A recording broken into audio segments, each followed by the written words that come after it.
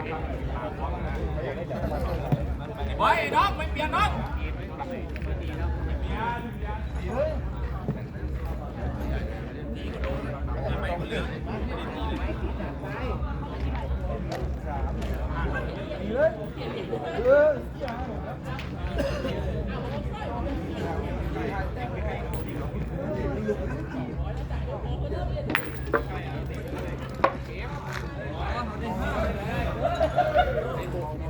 คิดดีไงครับ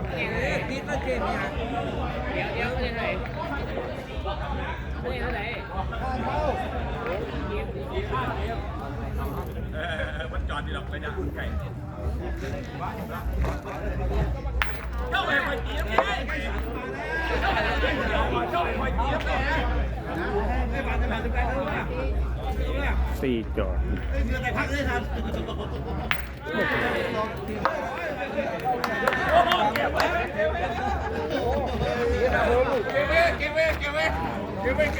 เกมแรก